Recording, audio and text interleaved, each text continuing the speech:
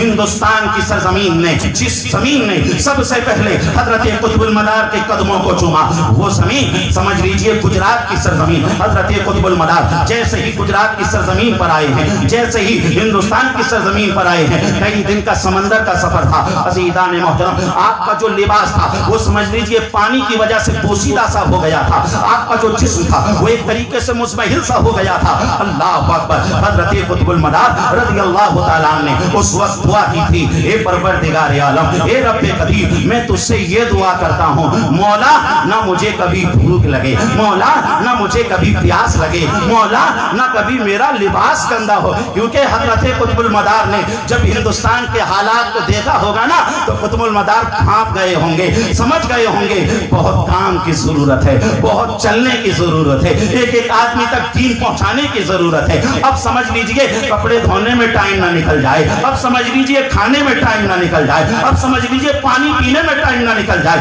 اللہ اکبر! حضرت خضر علیہ السلام حاضر ہوتے ہیں، آپ کو سرکار مدینہ کی بارگاہ میں لے جایا جاتا ہے، اور سرکار کی بارگاہ سے آپ کو ایک لباس عطا کیا جاتا ہے، اور کہا جاتا ہے قطب المدار اس لباس کو پہن لوگے اب زندگی بھر تک کوئی میل، کوئی کچیل، کوئی گندگی تمہارے لباس تک نہیں آئے گی، تم صاف اور شفاف رہو گے، اور تمہارے لباس کو اللہ نے ایسی شان عطا فرمائی ہے، ایسا مقام عطا فرمایا ہے۔ قطب المدار ارے جو تمہارے دامن سے جڑ جائے گا مولا اسے بھی پاک بنا دے گا، مولا اسے بھی صاف بنا دے گا، مولا اسے طیب و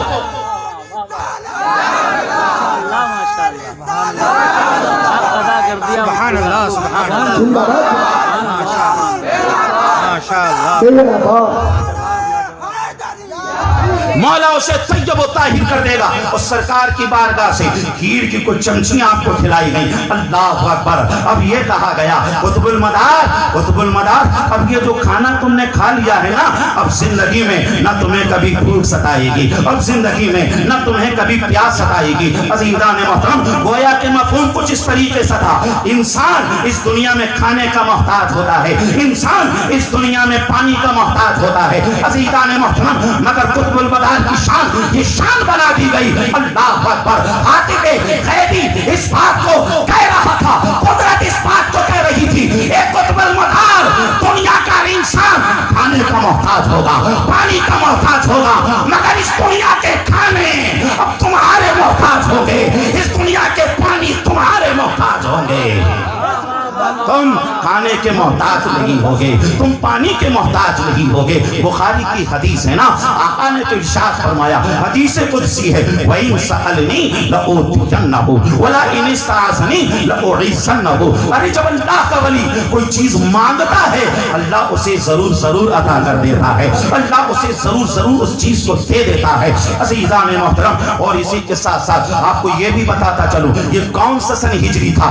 یہ ہجری کا سن تھا 282 سن ہجری تھا۔ عزیزان محترم، گویا کہ جب ہندوستان کی سرزمین پر حضرت قطب المدار تشریف لائے تھے اس وقت تک قطب المدار 40 سال کے ہو چکے تھے۔ عزیزان محترم، یہ تیسری صدی ہجری کا دور تھا، یہ تیسری صدی ہجری کا دور تھا۔ یہ کون سا دور تھا؟ یہ امام بخاری کا دور تھا۔ یہ کون سا دور تھا؟ یہ امام مسلم کا دور تھا۔ یہ کون سا دور تھا؟ یہ امام ترمذی کا دور تھا۔ یہ کون سا دور تھا؟ یہ امام ابو داؤد کا دور تھا۔ یہ کون سا دور تھا؟ یہ امام ابن ماجہ کا دور تھا۔ یہ کون سا دور تھا؟ یہ یحییٰ ابن معین کا دور تھا۔ یہ کون سا دور تھا؟ یہ اسحاق ابن راہوی کا دور تھا۔ یہ کون سا دور تھا؟ یہ ابو زرع حاتم ابو زرع رازی کا دور تھا۔ یہ کون سا دور تھا؟ یہ بڑے بڑے محدثین کا دور تھا۔ یہ کون سا دور تھا؟ یہ ابو جعفر الطبری کا دور تھا۔ یہ کون سا دور تھا؟ یہ ابن خزیمہ کا دور تھا۔ عزیزان محترم، اتنے بڑے بڑے علماء، اتنے بڑے بڑے محدثین، اتنے بڑے بڑے فقہاء، اتنے بڑے بڑے تاریخدان، عزیزان محترم، یہ تمام کے تمام لوگ دین کی خدمت کو کیسے انجام دے رہے تھے؟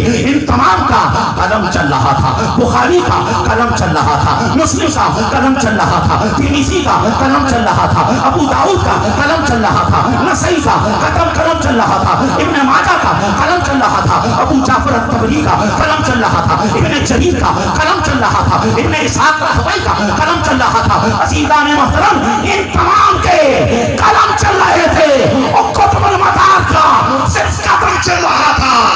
نعرہ تکبیر، نعرہ رسالت، علماء اہل سنت، مسلک اعلی حضرت، حضرت اولیاء کرام